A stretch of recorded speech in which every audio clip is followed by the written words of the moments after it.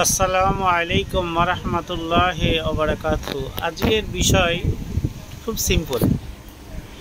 তো আমরা সভ্য সমাজে বসবাস করছি, সভ্য সমাজ নিয়ে দু চারটে কথা না বললে নয়, তাই বলছি। প্রথম হচ্ছে, আমরা ছেলেপিলে মানুষ করছি।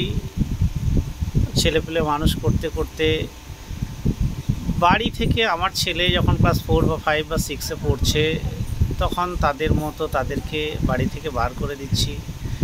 স্কুলে আসছে, প্রাইভেট আসছে, টিউশনে আসছে। হঠাৎ আস্তে আস্তে আমার ছেলের হয়তো চুল বড় হলো, ছেলে চুল কেটে বাড়ি গেল। দেখা গেল পিছনে চুল একটু নেই, সামনে প্রচুর বড় বড় চুল। আমি বাবা, আমি মা, আমি ছেলেকে নিয়ে অহংকার প্রকাশ করছি, বাবা আমার ছেলে কি সুন্দর চুল কেটে এসেছে। আমি মা বলছি, বাবা সত্যি তো আমার ছেলে সত্যি সালমান খান হয়ে বাড়ি এসেছে। গেল পর্ব, ছেলে উৎসাহিত পেয়ে গেল।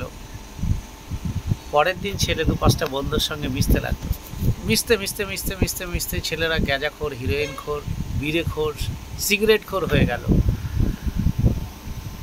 মা বলে, ছেলেকে এত মারছি মানুষ করতে পারলাম না। আব্বা বলছে, ছেলেকে এত মারছি মানুষ করতে পারলাম না। প্রথমেই তো আমি ঢিল দিয়ে দিলাম, তাহলে ছেলেকে কীভাবে মানুষ করব।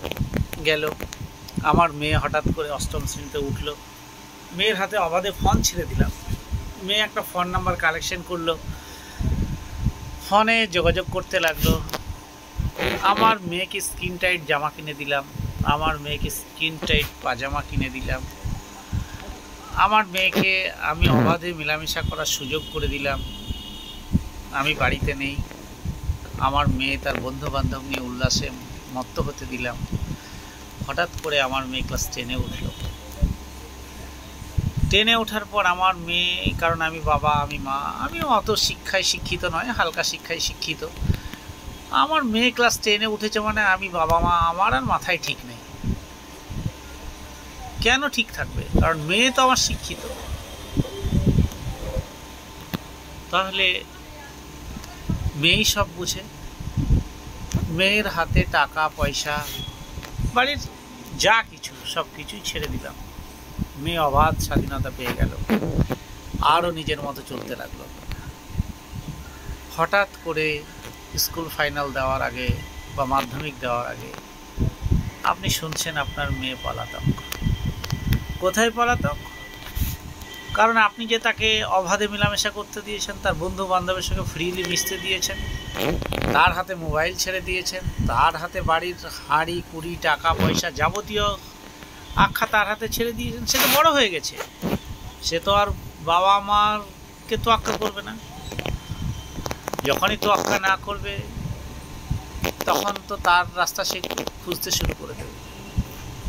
একটা মেয়ের প্রকৃত বন্ধুই হচ্ছে তার মা, একটা ছেলের প্রকৃত বন্ধুই হচ্ছে তার আব্বা।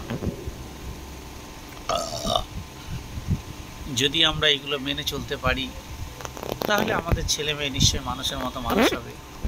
আর যদি এই রকম তাচ্ছিল্য সহকারে চলাফেরা করতে দিয়ে তাদেরকে জীবনের মধ্যে রেখে দিয়ে ছেড়ে দেওয়া হয়, তাহলে তারা তাদের মতো মানুষ হয়ে যাবে, মানুষ হতে গিয়ে অমানুষে পরিণত হবে।